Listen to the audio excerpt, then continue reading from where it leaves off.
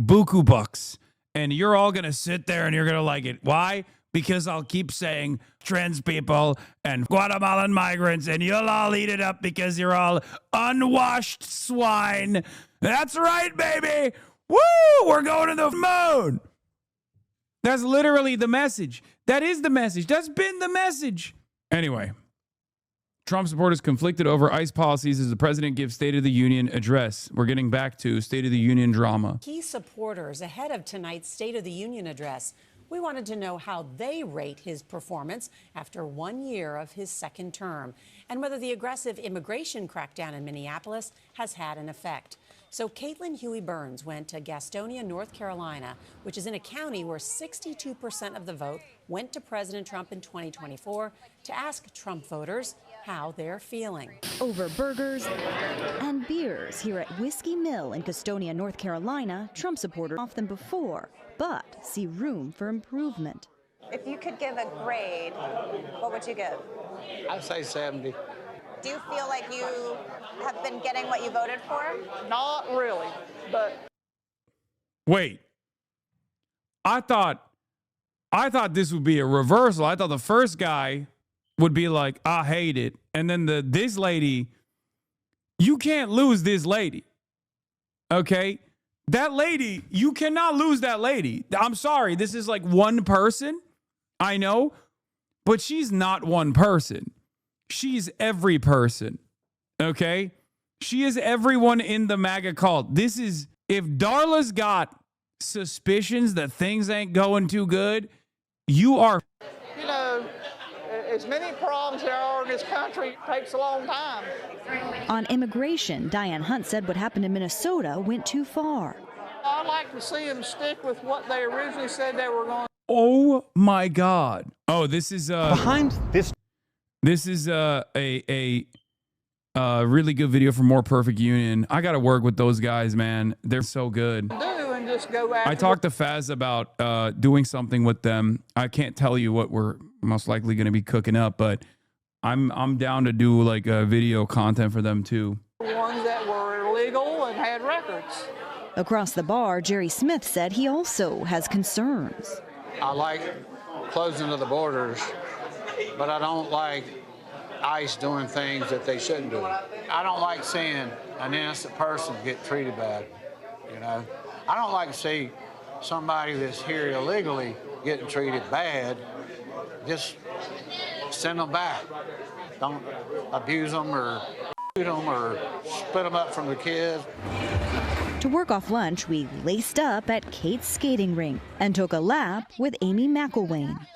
That's my aunt. She listens to Asmongold too. That's why she's a free thinker. For like the administration policy and then like ICE, but then whenever I saw the episode happen in Minnesota, it totally changed my perspective on how they came and an innocent woman. People are scared. Innocent people are scared, and they shouldn't be. If they're innocent and they're citizens, it's harassment to me. Skating nearby, we met Jack Wells, who had a different view. Anytime you get to the enforcement part of the law, it can get ugly. If you were to give the president a grade, what would you give him?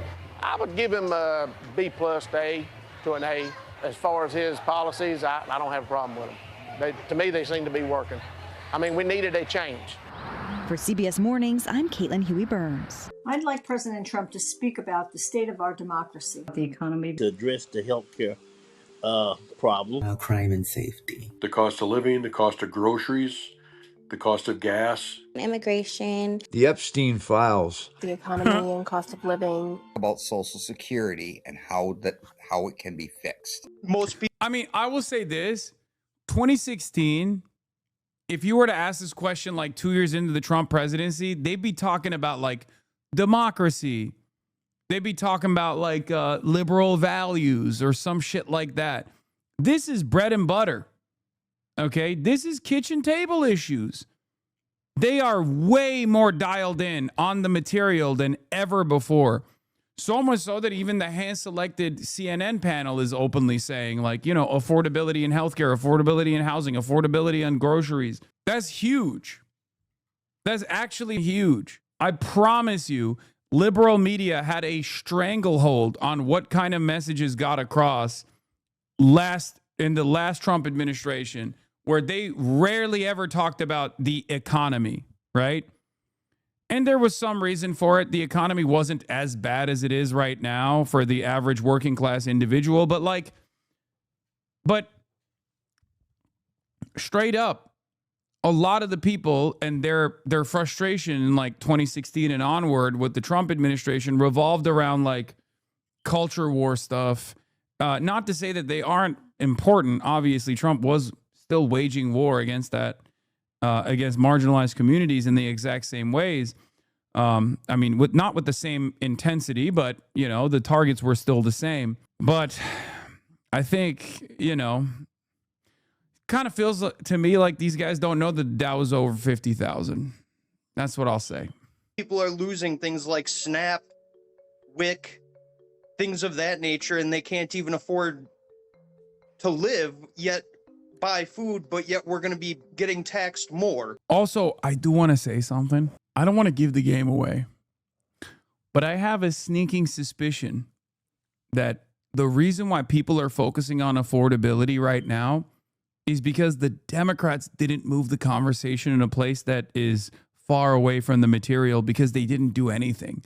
They didn't do the liberal resistance like they put on a front, in the same ways that they did last time around when they gave a show for people to you know, rally around. This time they're playing dead. And when you don't actually mobilize the masses in a direction against Donald Trump, you don't get to be the leader of the message that is the most salient. So in a way, Democratic ineptitude has been quite beneficial for people.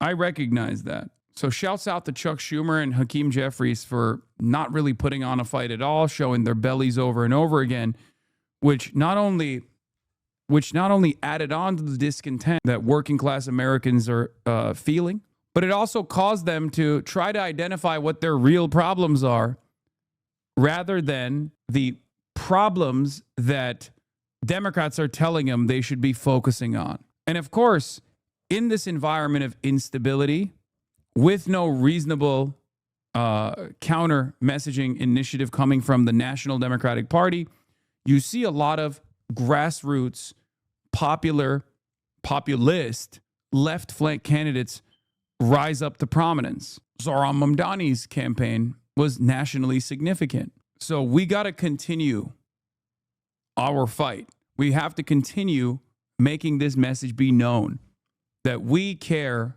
about improving people's material conditions, that we care about the working class, that if the Democrats won't, we'll fight for people regardless. It doesn't matter if they're Republican, doesn't matter if they're lifelong Democrat voters.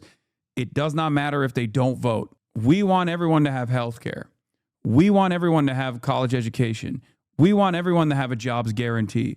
We want everyone to have housing, no matter what. And that's it. It is so difficult at this time to provide gas, food, clothing. No, not except Nazis. No. Get that poison out of your mind. No. Universal means universal. Everybody gets health care, including Nazis. I have always stated this position. I will always oppose Nazis. I will always oppose in general. But when it comes down to universal policies, there is no cutout. Everybody gets it. It's non-negotiable. I don't give a fuck what you say.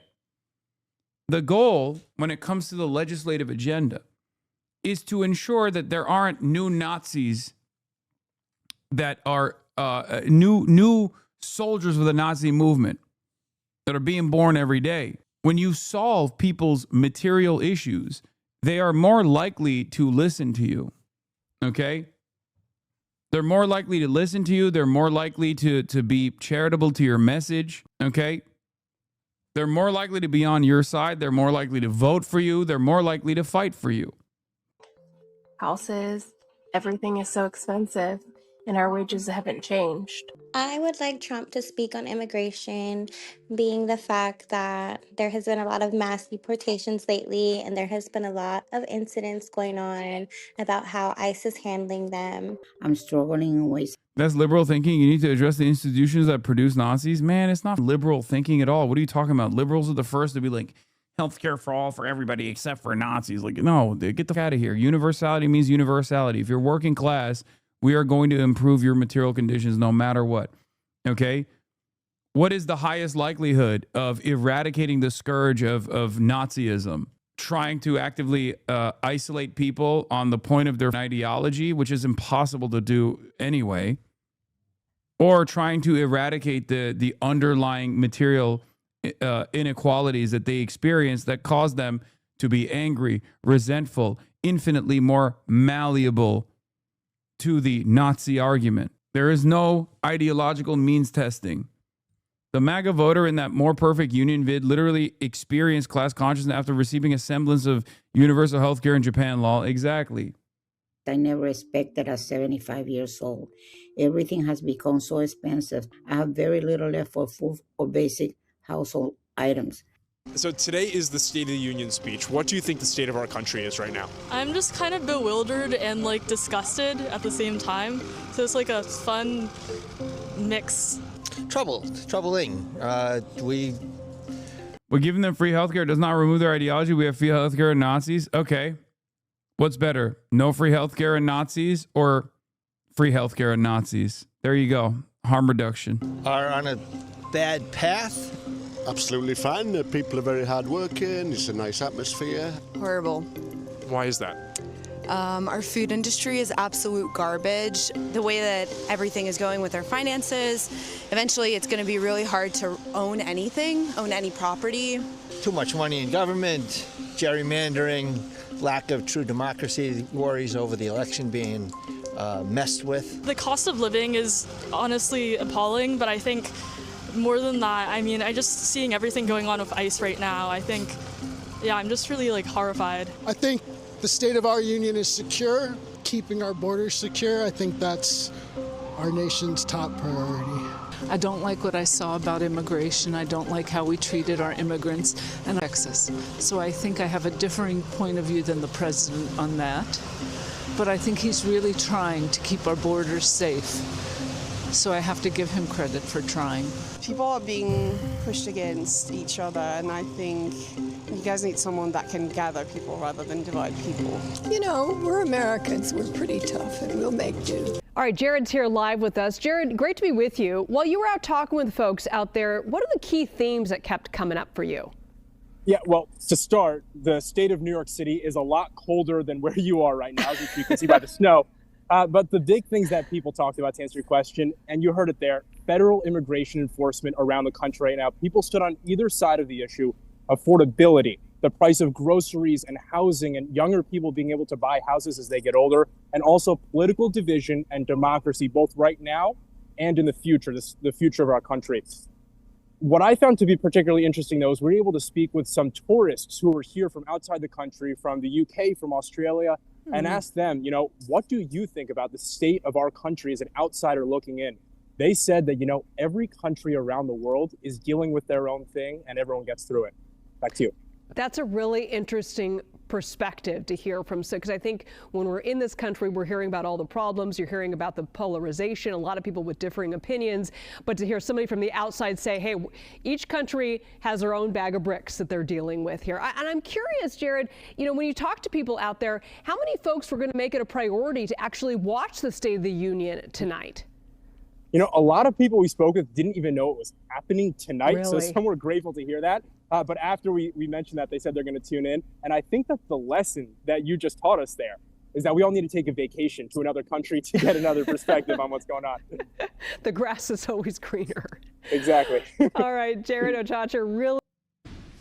We have a country that's now doing well. We have the greatest economy we've ever had. We have the Bro, everyone in Australia thinks America's cooked, which means we are too. Yeah, when America fucking sneezes, the world catches a cold. And also, the entire world is looking at us in abject horror.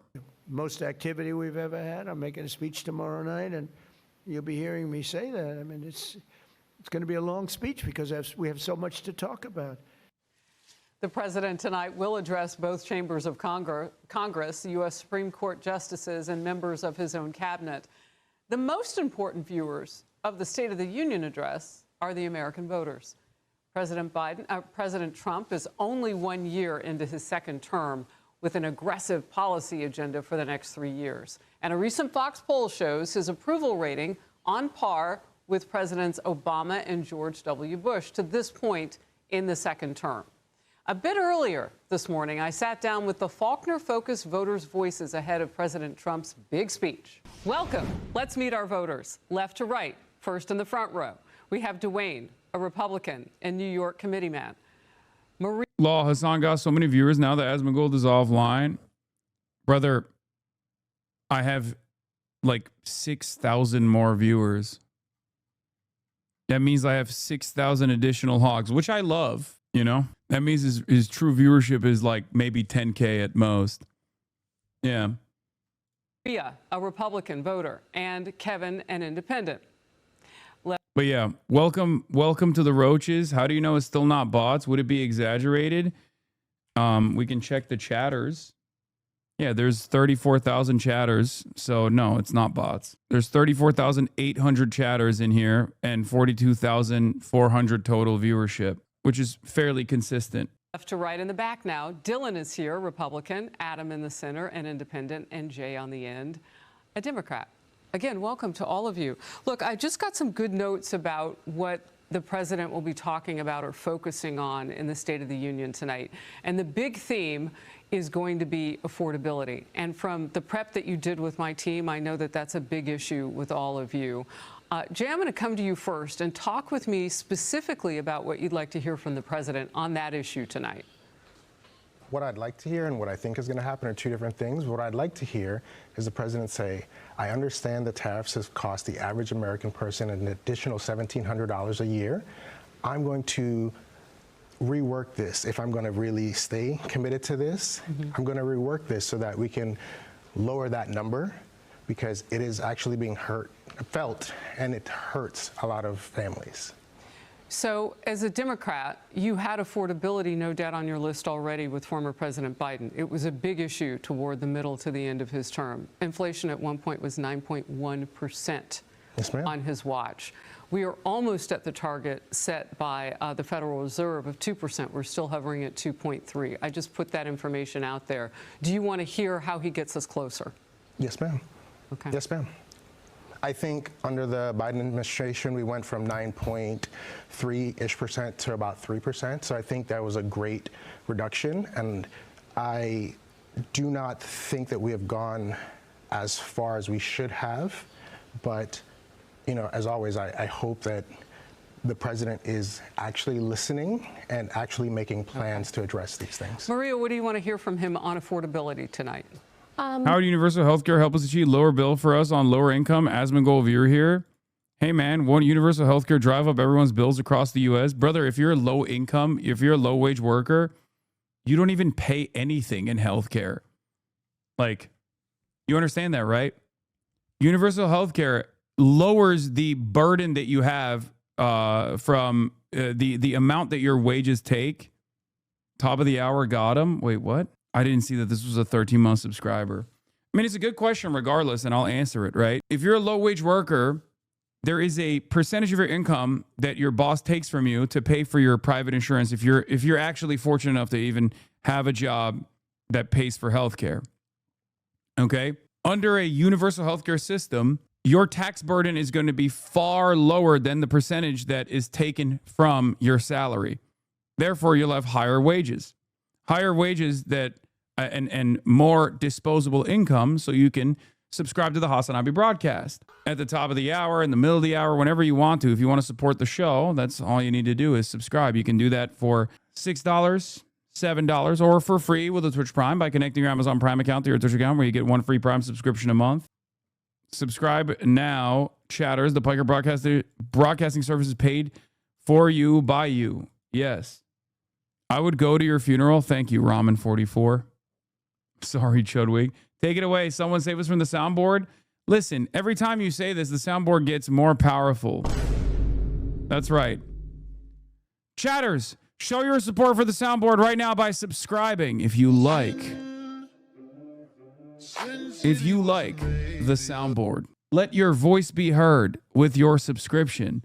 If you say more soundboard, please subscribe now. Give subs now. I'm going to come. Seems to me like the people have voted once again with their dollars. They want to hear more soundboard, not less. I'm gay and Lebanese. I wrote my econ thesis on this. The best way to describe it is healthcare wouldn't be a part of the labor package, so more wage paid or paid vacation will have to fill that benefit void. Yes. Midwest Nice, thank you for the 5. Saw, thank you for the 5. As always, as is tradition, when we get a fucking influx of new subscribers that love the soundboard, we got to hit it one time.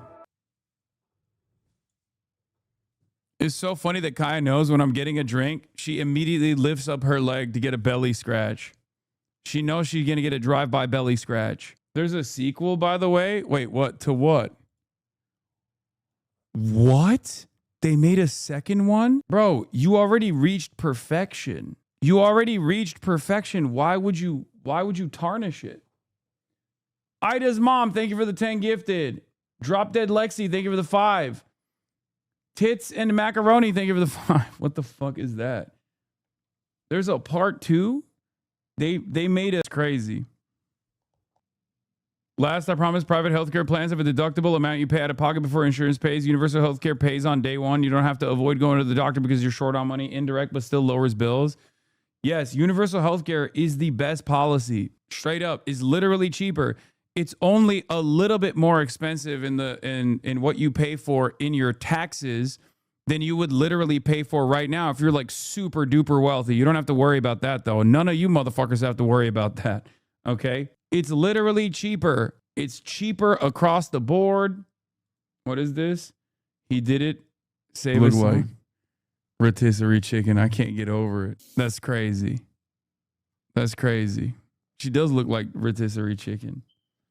Saskatchewan is thinking of getting rid of public health care and moving 100% private. That's fucking devastating. I would like to actually hear that the positives. I think we have a lot of distractions that have been going on towards the president. So I feel like he has to come forward and take that energy into that room and not make it sound like a lecture about what's going on in the world, because we are so close with the Democrats right now with just 3 seats to overturn midterm elections. So I feel like he really needs to take that with affordability, what we're going to be doing. Gas prices are down, things are changing. As much as people are very much against the tariffs, they are working for us. So I feel like the affordability... Like, it's Fox News. There's not going to be a follow-up on this, but like, I just want to know when a Republican MAGA hog says that, I need to understand, like, what do you mean? Because the Trump administration doesn't even make you feel like it's helpful to you. Like Howard Lutnick and Scott Besson have made it very clear, especially Howard Lutnick has come out on television and been like, yeah, we're going to bring industry back. We're going to onshore industry, but it's not going to lead to like actual jobs. It's going to be factories filled to the brim with robots. So while there will be economic activity, it won't be helpful for you. So like, how could that be beneficial for someone like yourself? Are you going to get a job in the factory? No. For the record, this is the hypothetical scenario where there are any new jobs or any new factories being built on U.S. soil at all. He will address it and that he will make it a positive one for us, because everything that he has said so far for us has come to fruition in some. So you want a little bit of a victory lap. Yeah. Interesting. Okay, I want to show you something. It is a recent Fox News poll showing voters want to see the issues of the economy, jobs, inflation, and prices as the president's top priorities going forward. So you guys are right on key. He obviously hears voters from every ilk because he's going to hit that hard tonight. I want to make a quick shift now, since you kind of went there a little bit, and you were sort of talking about, you know, in the president's speech, what he should do, but what you think he'll do. What about the protesting? Because that's something that Democrats have said that they could do. Dylan, I'm going to come to you. Do you anticipate that Democrats will protest, and what message does that send to the country? I do anticipate that they will protest. I think the message that they're intending to send is that they're at odds with the president's policy and his administration, but this isn't something new, and I think voters may be tired of the theatrics.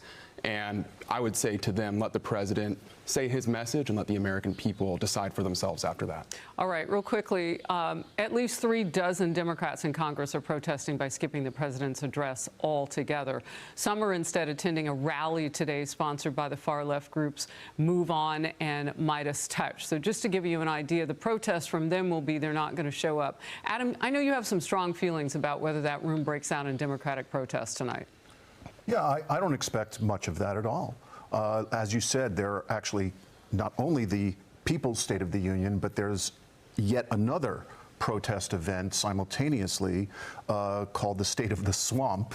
And I think most of the representatives who don't want to be there won't be. What am I, like, from the perspective of a person that says Midas Touch is far left, I want to know what they think I am. Like, if they think Adam Mockler is like an extremist, like, do they, what could I possibly be? Like, what's more extremist than the far left? I mean, they're saying like Midas Touch is far left extremism.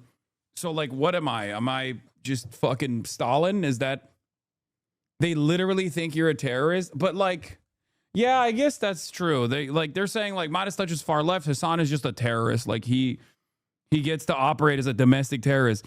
That's got to be so funny to live in that world where you're literally like, if you encounter my analytics and you're like, oh, that guy Hasan Piker is a terrorist, and then you find out that I'm the largest leftist broadcast in North America. Like, what does that say? What does that say to you? If you're like, this guy's a fucking terrorist, like a literal domestic terrorist. He's not even on the political spectrum in America. He also happens to routinely collaborate with like members of the Democratic Party, and he's like working to get Democrats elected. So like they're all obviously in on it. They're all a part of this like grand terrorism conspiracy. And he happens to be a fathomably popular figure in America. What does that say? What does that say to you about the electorate? Nah, they don't conceptualize it as much as we do. They barely have a superficial understanding. Because like I've spent a lot of time on this part of the equation where it's like, what does it say that there are a shit ton of Asmongold fans? Like, what does that say about what the market wants, right? Because bought it or not, Asmongold still has like a fairly sizable audience, and especially on YouTube, it's massive, right? So that to me says that like Republicans are looking for that kind of commentary. They're desperate for a guy who will just go, yeah, based. Donald Trump is awesome. We should be killing migrants, right? Or whatever the fuck he says on a daily basis. And all of your problems are because, blue-haired feminists exist. So it made a lot more sense when I found out that Asmongold's audience is like primarily European. It made me realize that like having a universal fascist message that a lot of European right-wingers respond positively to, like that makes a lot more sense. My audience is mostly American, right? Overwhelmingly American, and a little bit in Canada too. So what does that fucking say? Zach is extremely liberal. He is not GOP. He's pro Bernie Sanders senator. In parentheses. Oh, thank you. Thank you for telling me Bernie Sanders is a senator. I didn't. When I was interviewing him the other day, I had no idea that he was a senator. That's what they think. You are bringing about the downfall of American values. You are a psyop to radicalize our children. Yeah. Zach is extremely liberal is so funny. One, first problem here, mentioning Asmongold by his government name as though you know him. Put batteries in the fire alarm. I'm not going to do that. Shut the fuck up, okay? And secondly, no, under no circumstance can you say that a person is liberal if they're literally fucking demanding the mass deportation of all migrants, claiming that like, black and brown individuals of migrant background are a parasitic force on American soil. These are not liberal values at all. Okay. I think it's still the Red Scare for the normie world. You're either seen as a communist or just wanting to completely shatter the USA system. So ironic, I know. No, I don't think most normies think of me like that. We're talking about the right. for the right, they think, oh, for the pro-Israel liberals, they also think I'm a terrorist. But for most people, they look at me and they go, okay, he's making some reasonable fucking points. Even if they don't know who I am, or if they've never actually encountered my perspective at all, there are so many Americans out there from all different backgrounds that unironically recognize that feel that same anger that I feel, right? That feel that same exact anger and frustration that we all feel in this community. The resentment that they have towards Donald Trump, the anger that they feel towards the duopoly, towards both parties seemingly never really putting working class individuals first and foremost in their campaign and in their legislative agenda, but instead constantly getting money from the machine and constantly defending the interests of the super wealthy, corporations and the like. An anger and resentment that they have towards the Epstein class, anger and resentment that they have towards not getting the democratic wishes across, no matter how hard they fight for it, right?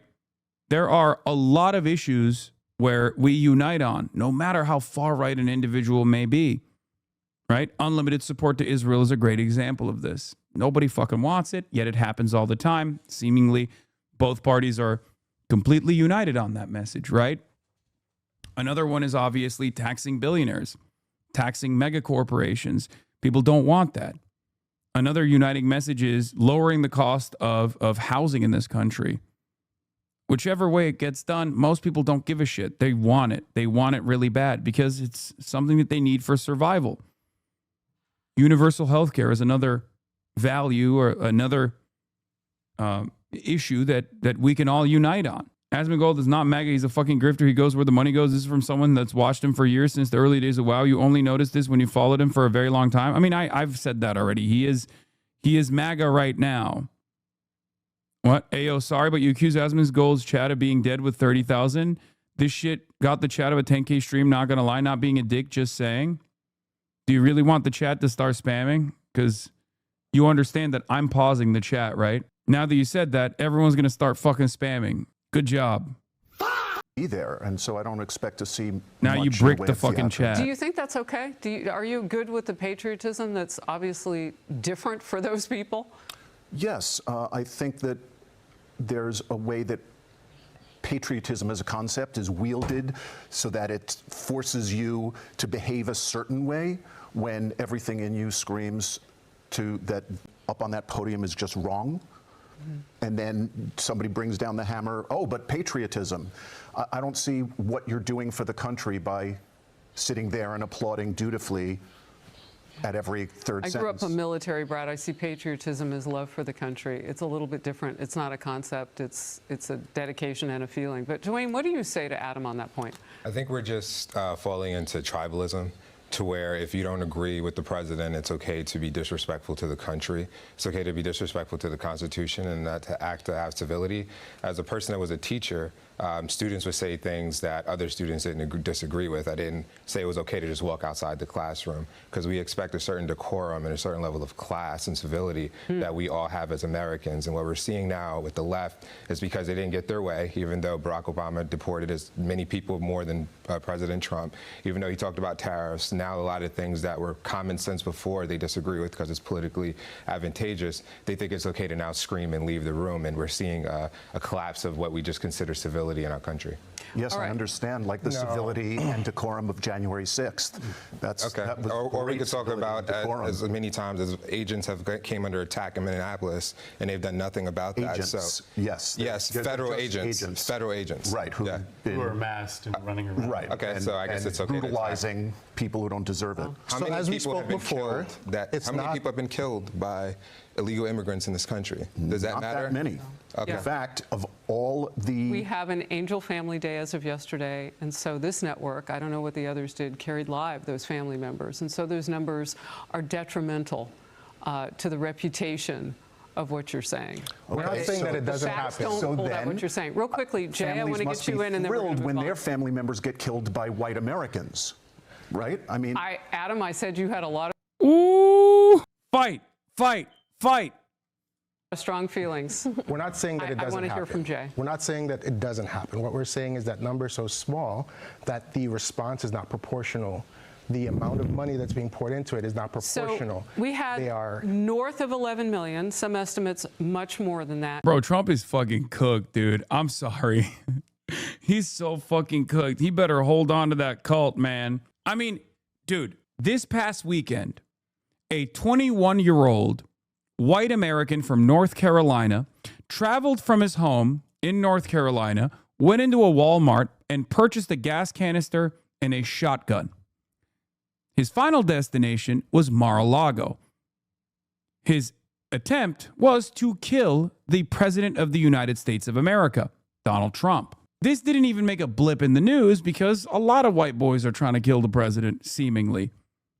The other reason why I'm bringing this up, however, is because he was once again a fucking Trump supporter. Okay? He was a Trump supporter. He was mad about the Epstein files. He got shot and killed by Secret Service before he could make his way into Mar-a-Lago. Donald Trump wasn't even at Mar-a-Lago. He was in the White House that weekend. This is now the fourth former Trump supporter turned into a likely Trump assassin situation.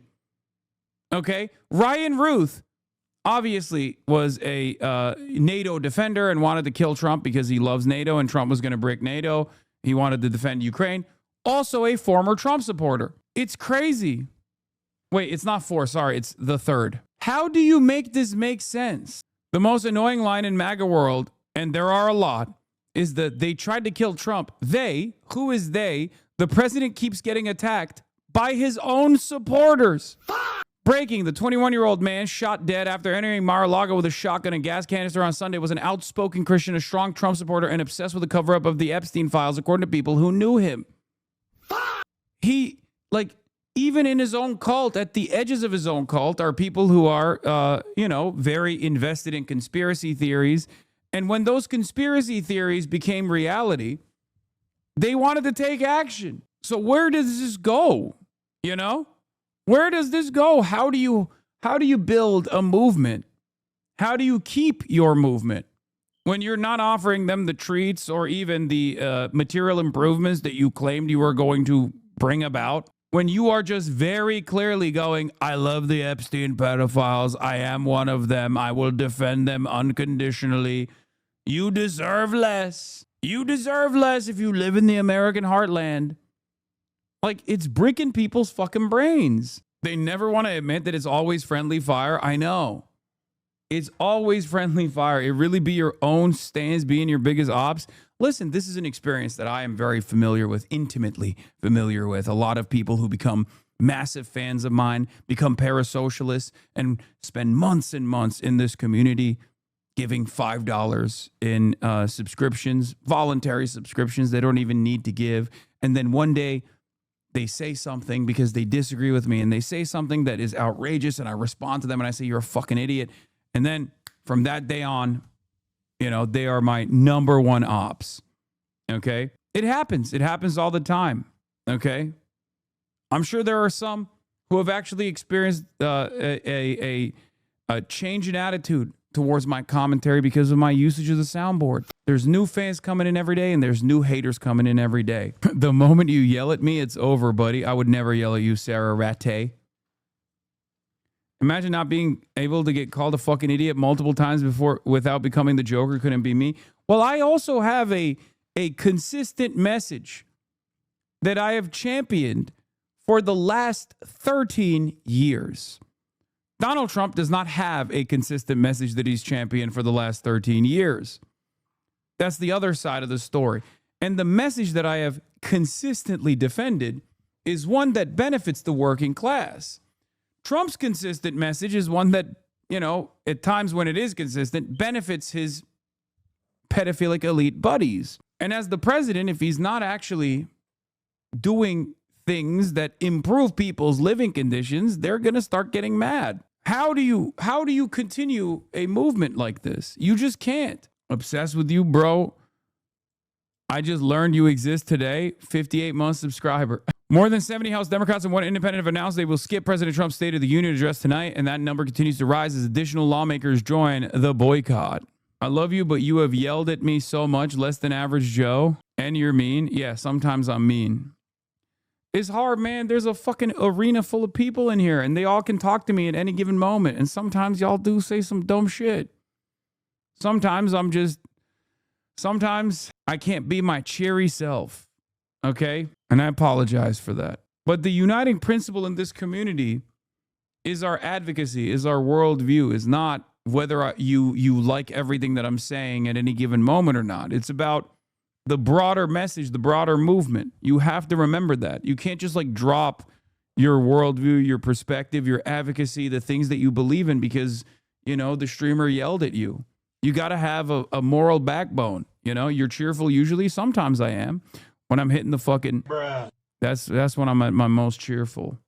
Should not be in the country if they are here illegally. And I know on the left what many of you will say, and I look at you, Adam, because you say you're a progressive. You say you're independent, but progressive isn't a party. So you're much farther left than the moderates in your party. And you agree with that. That many illegal... You're a little too right-wing. True. Aliens coming in who were not vetted. This is what we have been handed as a nation. And we must think of it that way, not as an individual party, one way or the other. And if some of us are hurting and being killed, that hurts all of us, right? And so it takes a force to... Yeah, not when ICE is doing the killing, though. When some of us are hurt, we're all hurt. Only when it's like some random fucking undocumented migrant that's responsible for one murder in a nation where there are thousands of murders happening. 1,000 specifically in the hands of the police, and many more thousands in the hands of American citizens, American-born citizens. But that one murder is significant. Why? Because it actually corresponds to a policy agenda that we're trying to design here to do propaganda over endlessly. Of course, when it's ICE that kills random American citizens that are protesting against ICE activities, that are kidnapping 600,000 plus American neighbors, you know, living on U.S. soil, some of which are documented, some of which is documentation is expired, you know, that sort of thing. Then it's fine. It's just, you know, it's the cost of doing business. Do that. Barack Obama had 57 deaths on his watch and never talked about it in those incidences. You're nodding. You know this. That's a fact. No, 5 billion people. Bro, this is supposed to be a panel. Dude, this is supposed to be a panel where she's supposed to ask questions and hear what their perspective is. And it turned into a fucking debate because she hates what some of the panelists are saying.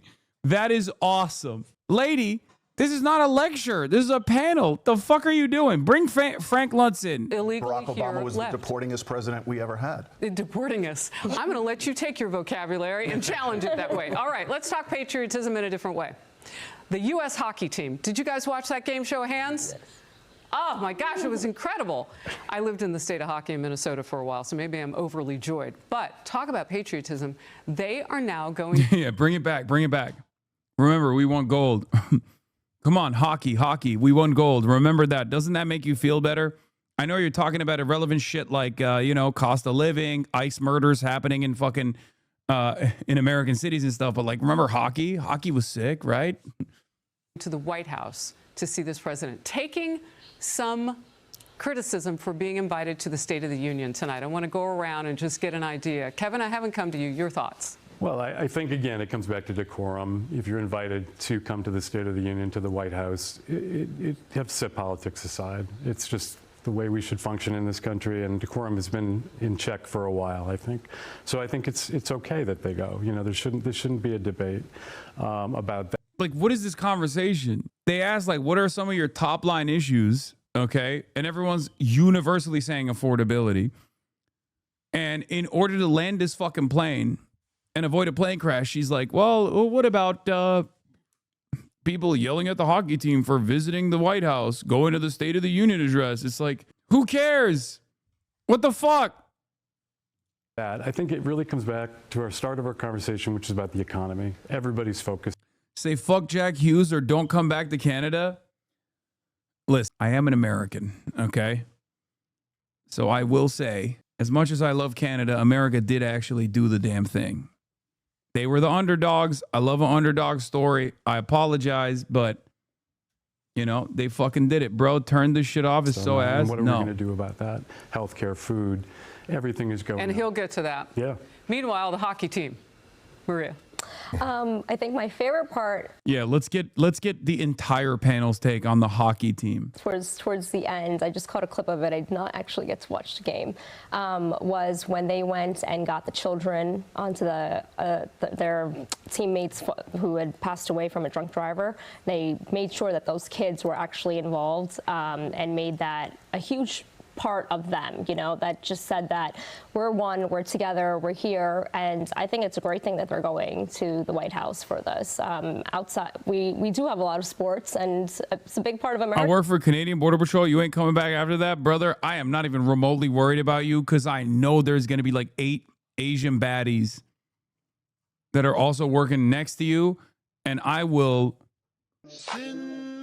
rizz them up to be able to enter the country with ease. Someone's up. Look. Hello. Are we bored? What's going on? What's going on? Okay. What the fuck, you millennial? Yeah. How much did you guys like Kash Patel, the FBI director, chugging beers with the boys? Whether it's football, whether it's baseball, hockey, absolutely. If you're invited, you should go. Dylan. Well, first of all, what a game. And I know, right? Second of all, I think this... Can you explain why you're a pro-sex worker again? It's not a gotcha. It's a genuine question because it feels a bit out of place for the rest of your commentary. It's not out of place for the rest of my commentary. It's labor.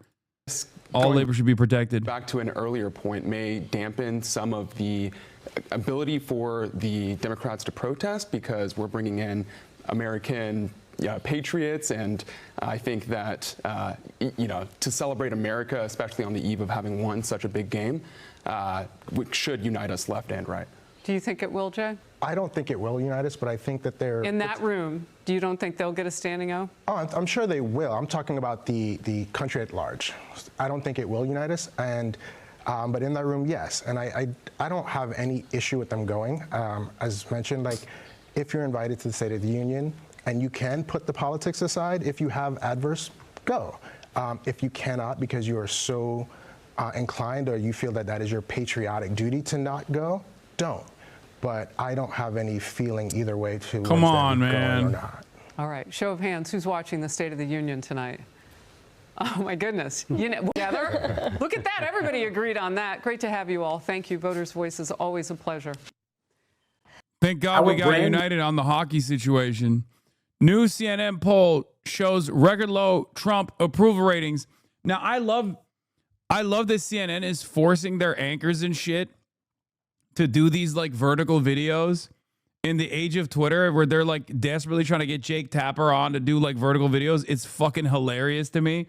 It's got to be humiliating for these guys. New CNN exclusive poll shows Donald Trump hitting a record low job approval rating with independents. It is a huge warning sign for the president and his party. 26% of independents approve of the job Donald Trump is doing. That's the lowest score he's gotten with that group, not just this term, but across his first term as well. That's not the only rough number he's facing in this poll as he prepares to address the country at the State of the Union address this week. Nearly 7 in 10 Americans say that he is not focused on the right priorities. Nearly 6 in 10 Americans say his policies would put the country in the wrong direction. And he's losing support among key demographic groups that helped him win the White House in 2024. Among Latino voters, his job approval rating is down 19 points in just 1 year. Among young voters, 18 to 34-year-olds, down 16 points in job approval in just 1 year. And that precipitous 15-point decline. Chat, is this good? I can't tell. Is this a good thing? Like, is he doing fine? I can't tell. Among independents. His overall job approval rating is at 36%, also on the low end of Donald Trump's history as president. And what do Americans want to hear from him in the State of the Union? Overwhelmingly, 57% say they want most to hear from him on the economy and cost of living. No other issue comes close. President Trump's State of the Union address is just hours away. He's promising it will be a long one. With me now is CNN chief data analyst Harry Enten. A long speech to Congress by President Trump isn't that unusual, is it? I mean, but now he's telling us it's going to be long, so it could be really long. It could be the greatest, longest speech in American history. You know, I'm going to paraphrase my cousin Vinny, when I heard that Trump was going to give a long speech, what a freaking surprise that was. Because just take a look. I mean, hello, President addresses to Congress. The term average, the average. Come on. Holy Toledo. Come on now. Holy Toledo. It's Harry Emden. Will Trump set the record for the longest State of the Union? You know this is a Kalshi ad. I kind of don't even want to watch this because I know this is going to fucking pivot to a Kalshi ad and I'm going to freaking lose my mind. For president since 1964, 54 minutes. Donald Trump, over the course of his 2 presidencies, look at this, 80 minutes. He goes on average more than 26 minutes, more than 25 minutes longer than the average president. So when he says, oh, it's going to be a long one, well, that fits with history, Sarah Seidner. I thought you were going to do the Marissa Tomei thing. My biological clock is ticking like this. Anyway, is there any sign that Trump's speeches are actually, obviously he says this one's going to be long, but Can you get Harry on the stream?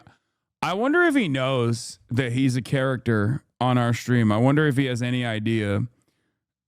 I will, however, say that I don't think he's a fan of my worldview and my politics. He's going to cut off early so Howard Nutlick's kids can profit on Kalshi. He seems very normie coded. He 100% knows he quit saying Holy Toledo after the soundboard. Holy Toledo. You're wrong. He still says it. I honestly think he doesn't give a shit. He is literally just a TV character. No, I mean, these guys are also like, you know, educated and have their own fucking political convictions. And I know I don't agree.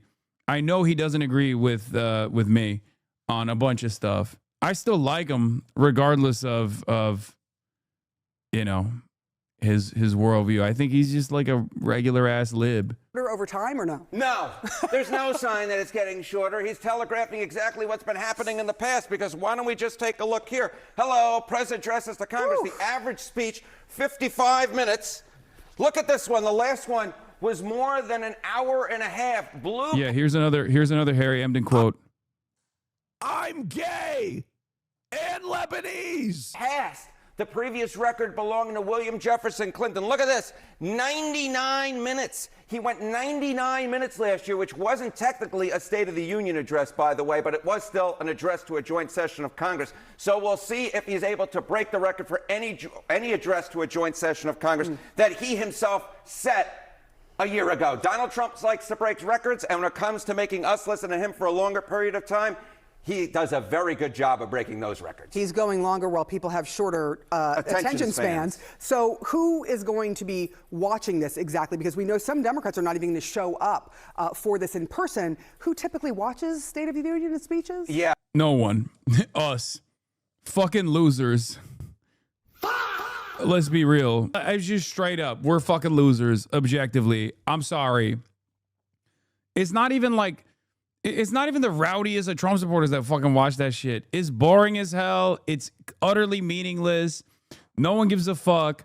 The State of the Union address was a significant political moment at a time when like there was 8 television channels. You know what I mean? Like back in the day when people didn't really have a lot going on, when they didn't have a diverse media diet, when they didn't have TikTok and all this other shit, and you just kind of camped around the TV and watched it in like the 60s, 70s, 80s, and onward.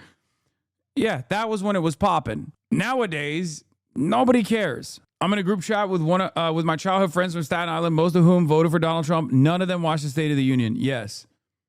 And they will not be. They will not be watching the State of the Union. For Democrats, sometimes less is more when it comes to President Trump. But for Republicans, sometimes more is more. And those are the people who actually tune in to watch these speeches. It's the partisan crowd. He's not actually going after independents. He's talking to his base. And we can see that from last year, right? Okay. Share in 2025 who identified as GOP. Look at this. Watch Trump's speech to Congress. 48% of those were Republicans, compared to just 32% of Americans overall. So what you're dealing with is an audience. You're speaking to the home crowd, and the home crowd loves to hear Donald Trump talk, and that is probably what he'll be doing tonight, is talking to that home crowd and go on for a very, very long period of time. It's Trump hour when it comes to the State of the Union. If Donald Trump likes to do one thing, it's he likes to hear himself talk. And as someone who likes to hear himself talk, I can empathize with him. I cannot believe that they have an entire news coverage piece on the length of the fucking State of the Union. But this is my favorite type of, like, you know, boomer lib, Without lies, it would be over in a minute. Oh, God. I fucking love that shit, dude. I really do have a soft spot for George W. Bush era liberalism. That's why I have a soft spot for Midas Touch. That's why I have a soft spot for like a lot of these liberals who are like lifelong Democrats who just say stuff like that. That's my favorite. It's my favorite type of American. The orange man bad Americans. They are right. Okay, they're right. They're wrong on a lot of stuff when it comes to American foreign policy, their lack of interest, and not having a clear-cut vision for the future. Many of them are actually radicalizing in real time in front of our eyes. Yeah, you can tell when he's lying because his lips are moving, brother. Type of guy. Let's get to CNN's Elena Treen live at the White House this morning, where I have to believe, Elena, preparations are underway. Oh, absolutely, John. And he also spent a good portion of yesterday, I'm told, the president preparing for tonight as well. I do just want to go back to that clip you played of the president with him saying it's likely to be a long speech. I'd remind you that last year he gave an address to Congress. It wasn't an official State of the Union address, but essentially it was. And that was 99 minutes. Him saying that this is going to be a long speech tonight, it could have ultimately hit the 100-minute mark. We'll have to see. But look, he's really planning to tick through what he deems as his administration's biggest accomplishments from his first year in office. A lot of that is going to be him talking about his policies that he ushered in last year with Congress, the tax cuts included in that. I'm told he's expected to talk about what he's been doing to try and lower prescription drug prices. But a lot of this as well is going to be kind of marking a big milestone this year for America. America's 250th anniversary, something that the president has been very much hyped up about in his second term. And a lot of that is going to be him trying to say that he's ushering in this new era of exceptionalism. However, one of the key questions, of course, is how he actually talks about the issues that Americans want him to be talking about. And the big one is going to be the economy and affordability. That is an issue that his team here at the White House, his top advisors in that building behind me, John, have been trying to get him to stay not only on message, but on the right message. And I'm very much keen to see how he talks. Good luck. About that tonight, particularly when you see recent polling showing that a lot of Americans are not happy with his handling of the economy. A recent poll from CNN actually said 57% are very much eager to hear about him talk about the economy tonight. From what I've been told from my sources, he's expected to kind of talk through and specifically actually talk about American stories that he believes kind of props him up on this issue. But another thing I'll be watching for, of course, is the people that he's going to have in front of him. You mentioned the Supreme Court, that tariff decision on just Friday where they really rebuked him.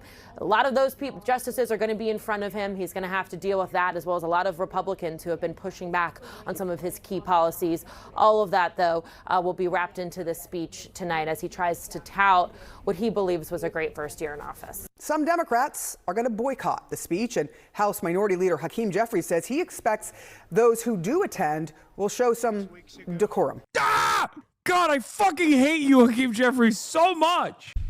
It's my expectation that I want to members just like who shove my choose to fist attend in my will be mouth. there in silent defiance.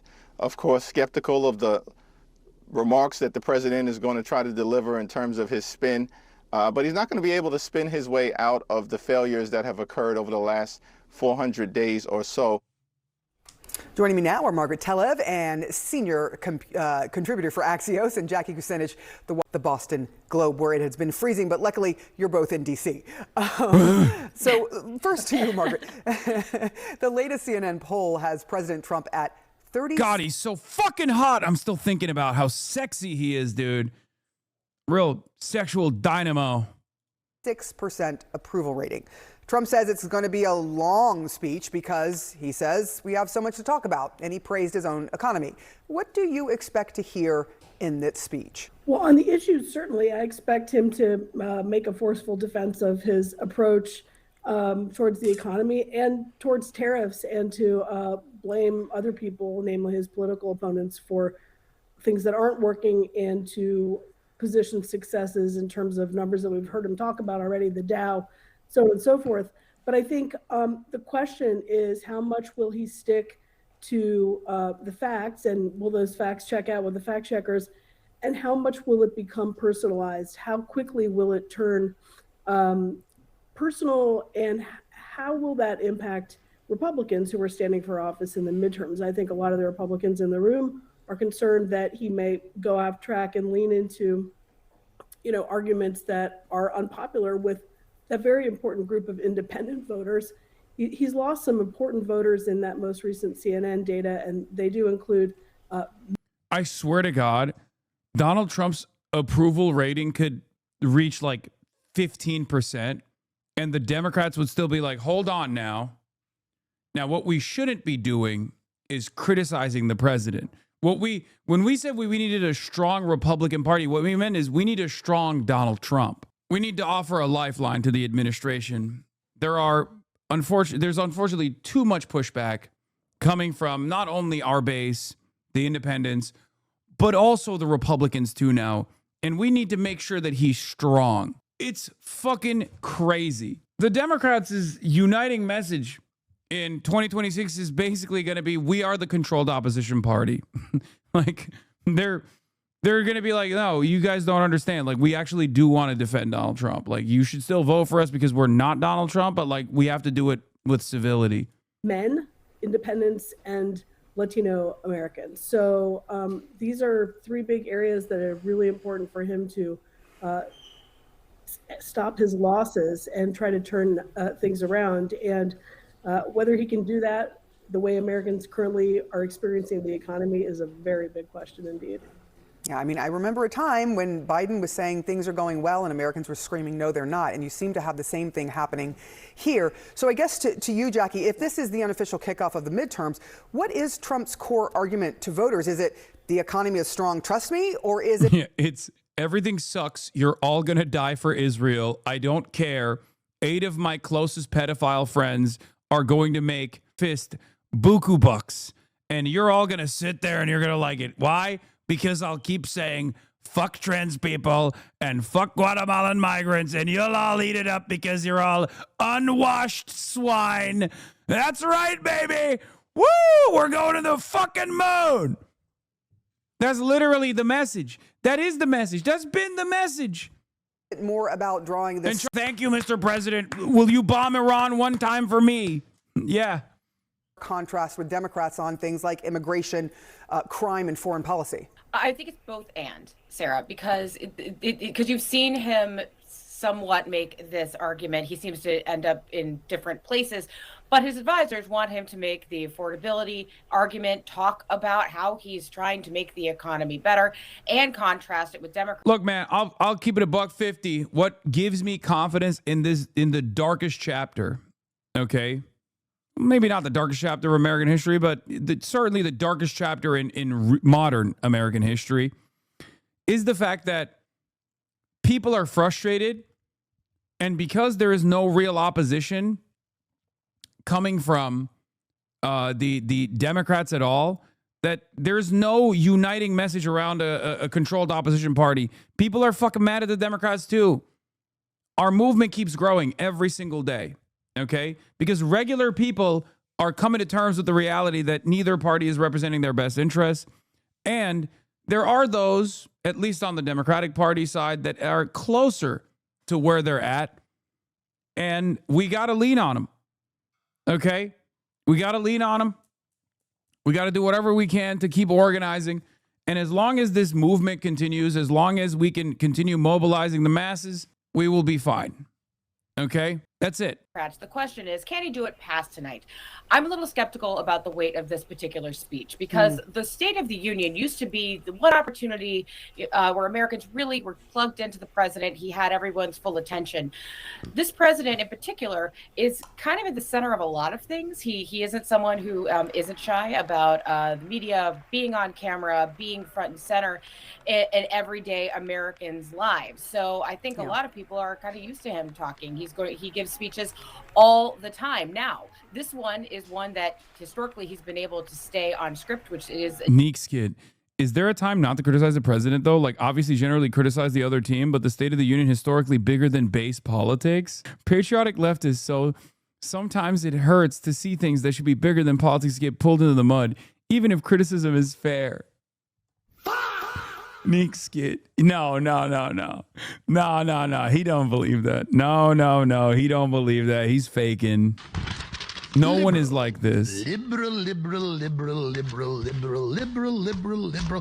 No one is like this. No one is like this. Ain't no fucking way. Oh, I'm glad to have unbanned Neek Skit. Come on, dude.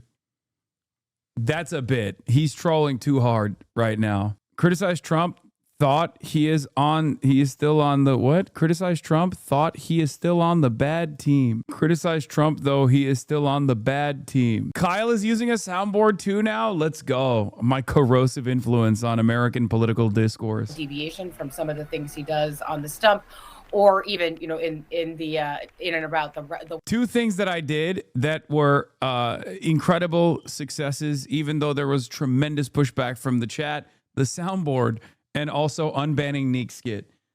That's 2 for 2. Chat 0, HasanAbi 2. Okay, let's be real. White House. So we'll see how he drives these themes home that we know his staff and his political people want him to do. A planned snowball fight in Washington Square. Okay, we got to talk about the Snowball saga. This is Snowball Gate. It's fantastic. It's incredible. I'm really glad it's happening. I want to issue a trigger warning for all of the cop-friendly members in the community.